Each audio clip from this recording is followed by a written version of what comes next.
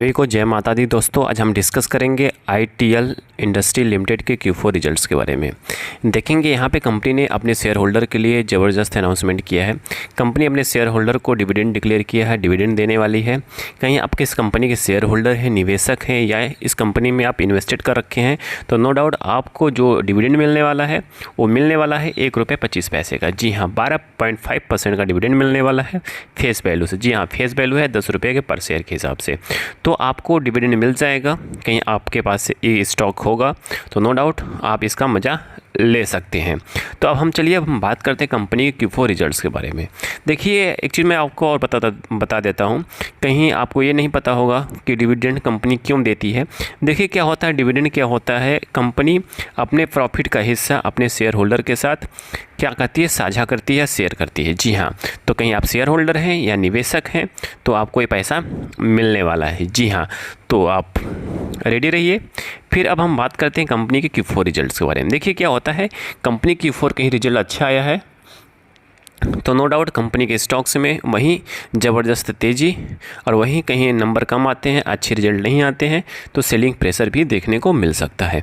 एक चीज़ मैं आपको और बता देता हूँ। देखिए क्या होता है कि मार्केट सेंटीमेंट पे भी डिपेंड करता है। जी हाँ, कहीं मार्केट सेंटीमेंट पॉजिटिव रहता है और रिजल्ट अच्छा आता है तो नो डाउट यहाँ पे सोने पे सुहागा हो जाता है और स्टॉक्स में तेज़ी ज़बरदस्त देखने को मिलती है।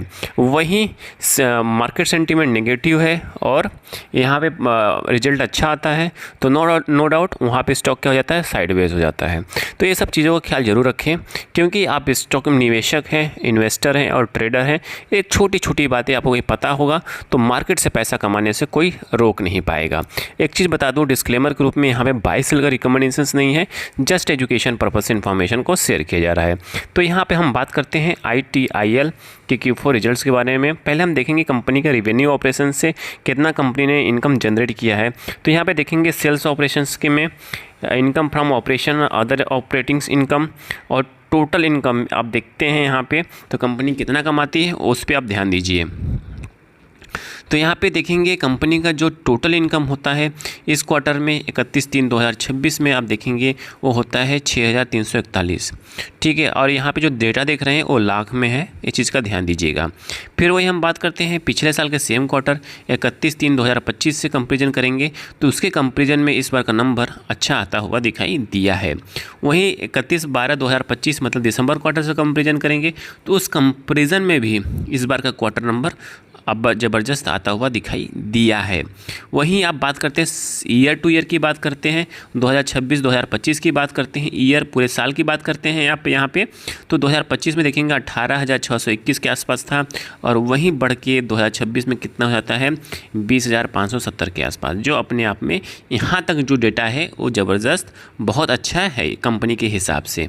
ठीक है, अब हम बात करते हैं एक्सपेंडिचर्स की बात करें, टैक्सेस की बात करें, ठीक है, एक्सपेंसेस की बात करें तो ये सब चीज़ों पर हम डिस्कस नहीं करेंगे। जो डिस्कस करेंगे कंपनी के एक्चुअल इनकम, कंपनी ने अब कितना इनकम जनरेट किया है उस पर ध्यान दीजिए, उसको फोकस करिए तो आपको चीज़ें समझ में आ जाएगी।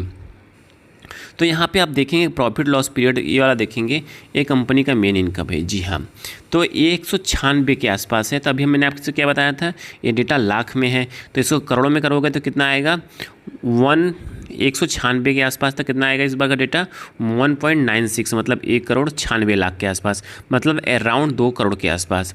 वहीं देखेंगे दिसंबर क्वार्टर वाला जो डेटा क्या कर रहा है 2.72 मतलब 2,72,00,000 के आसपास था। वहीं 2031 मार्च 2025 की बात करें 2.53। देखिए यहाँ पे बहुत ज़बरदस्त चीज़ें समझ में आनी चाहिए आपको। क्वार्टरली वाइज ऑपरेशन से इनकम में देख रहे हैं तो सही था, सब कुछ अच्छा चल रहा था। जब वहीं टैक्सेस की बात आती है तो यहाँ पे सीधे गिरता हुआ दिखाई दिया इस क्वार्टर में 196 के आसपास है, मतलब 1,96,00,000 के आसपास है। वहीं पिछला क्वार्टर मतलब दिसंबर वाला क्वार्टर देखेंगे तो 2,72,00,000 के आसपास था। वहीं पिछले साल के सेम क्वार्टर में देखेंगे 2.53 मतलब 2,53,00,000 के आसपास था। तो कहने का मतलब है इस बार का जो इनकम है, जो शुद्ध मुनाफा है, वहाँ पे आप देखेंगे गिरता हुआ दिखाई दे रहा है।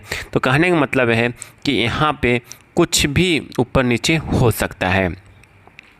वहीं साल में बात करते हैं, साल दर साल की बात किया जाए, ईयरली बात किया जाए तो इस क्वार्टर में 950 के आसपास, मतलब 9 करोड़ 50 लाख के आसपास है। वहीं 2025 की बात करें, 2025 में 9.11 मतलब 9 करोड़ 11 लाख के आसपास है। मतलब कि आप साल में देखेंगे तो साल में नंबर सही है, ईयरली वाइज नंबर ठीक है, क्वार्टरली वाइज जो नंबर है थोड़ा सा गड़बड़ाता हुआ दिखाई दे रहा है। ठीक है, तो कहने का मतलब यहाँ पे ये है कि जो भी डेटा आप यहाँ पे अब देख रहे हैं, क्वार्टरली वाइज डेटा देख रहे हैं, ईयरली वाइज देख रहे हैं, तो ईयरली वाइज डेटा ठीक है और क्वार्टरली वाइज नंबर थोड़ा सा गिरता हुआ दिखाई दिया है। तो मे बी यहाँ पे सेलिंग प्रेशर भी देखने को मिल सकता है, कहीं मार्केट सेंटीमेंट नेगेटिव होगा और इसका डेटा को नेगेटिव लेगा तो नो डाउट वहाँ पर थोड़ा सा प्रेशर तो ज़रूर देखने को मिलेगा आपको। ठीक है, वहीं हम बात करते हैं ईपीएस की बात करें तो ईपीएस में साफ साफ दिखाई दे रहा है आपको 6.12, मतलब इस क्वार्टर में और पिछले साल के सेम क्वार्टर में 7.93, मामूली सी गिरावट देखने को मिल रहा है। और दिसंबर क्वार्टर में देखेंगे 8.49 और जो ज़बरदस्त गिरावट है। ठीक है, वहीं ईयरली वाइज देखेंगे तो ईयरली वाइज देखेंगे 2026 का डेटा है, ये 2025 का डेटा है। ठीक है, तो यहाँ पे भी आपको साफ साफ दिखाई दे रहा है 29.65 है और पिछले साल कितना था 28.44 था। तो इस बार यहाँ पे ईयरली वाइज थोड़ा सा नंबर बढ़ता हुआ दिखाई दिया है। तो कहने का मतलब ऑल ओवर देखा जाए ना अधिक बुरा है, ना अधिक ख़राब है, ना अधिक अच्छा है, आप मीडियम मान के चल सकते हो। ठीक है, अब डिपेंड करता है मार्केट के सेंटीमेंट पे।